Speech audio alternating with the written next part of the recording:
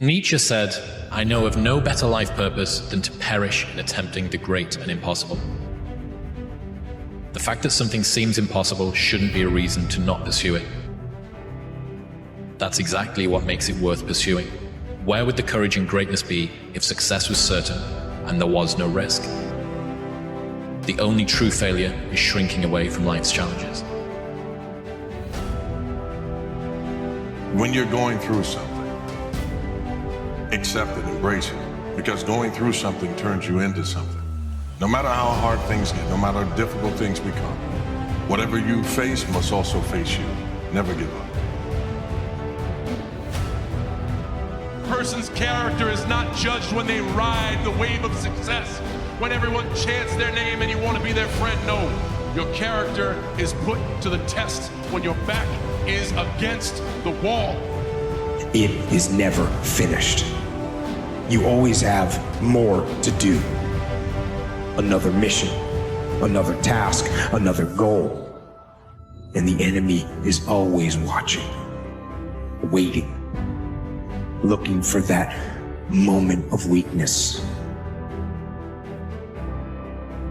looking for you to exhale and close your eyes, even just for a moment.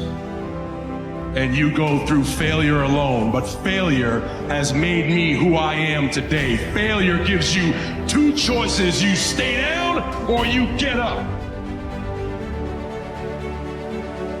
See, it takes a great deal of strong courage and commitment on your part to step out a line. You know, Henry David Thoreau says, "A man doesn't keep pace with his companions. Perhaps he's listening to the beat of a different drummer. Let him dance to the music that he hears, however measured or far apart." When you are committed, you're dancing to the beat of a different drummer. Don't expect people to understand you. Don't have time.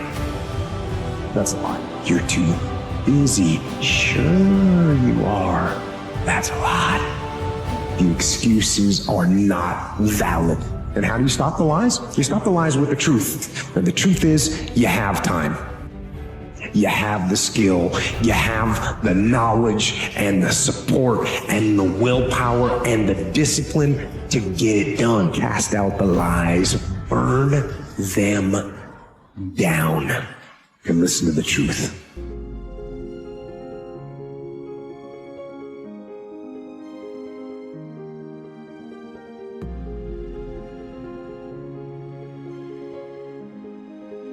In the race of life, life's not going to give you a glass of water when you're thirsty.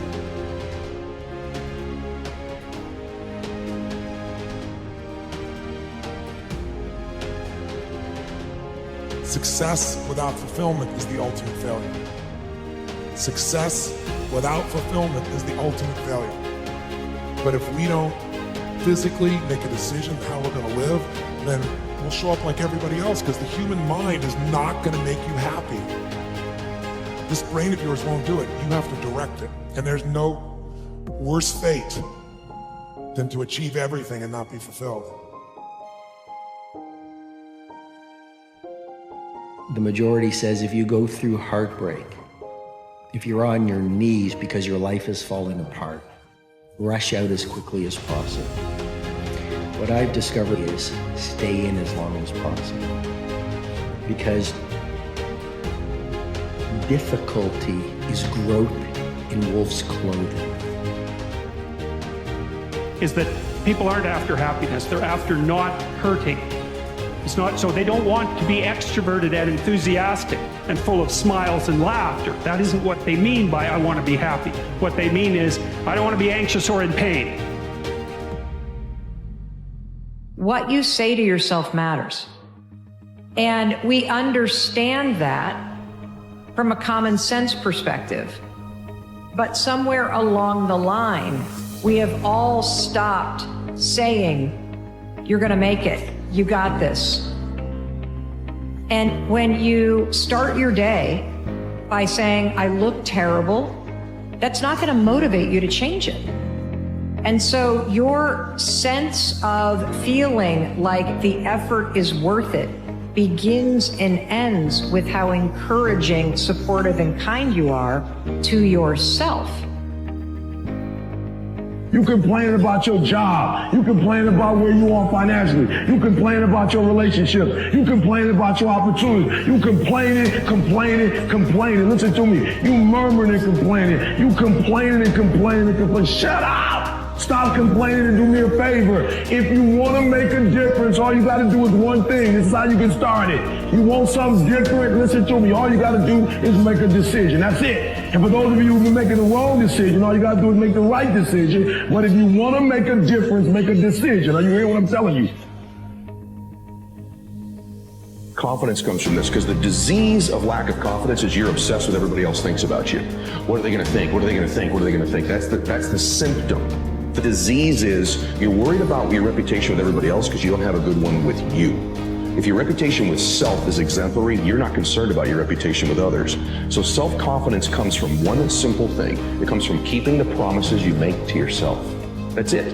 If you begin to consistently keep the promises you make to you, you will begin to stack upon that self-confidence. There are things that you know you're supposed to do as a human being. Things that you know are going to improve your life. Do those things. We can control what we feel. We can control what we do. We can control what we focus on. When we take control of that, we're able to take control of the inner world. There's only two worlds you can master. The external world, that's how you achieve things. That's how you convert your dreams into reality. How do I take what I dream about and manifest it in the real world? Physically, mentally, emotionally, financially, spiritually, whatever. They're real great masters of the external world, but inside, they're a disaster. How you do anything is how you do everything. This ain't saying, oh man, I gotta do this the way I do that. That's little boy talk. We talking mentality, we talking spirit, we talking disposition. We talking about how we show up and how we work for what we say we want without letting situations, circumstances, and people dictate what we bring into an environment every single day.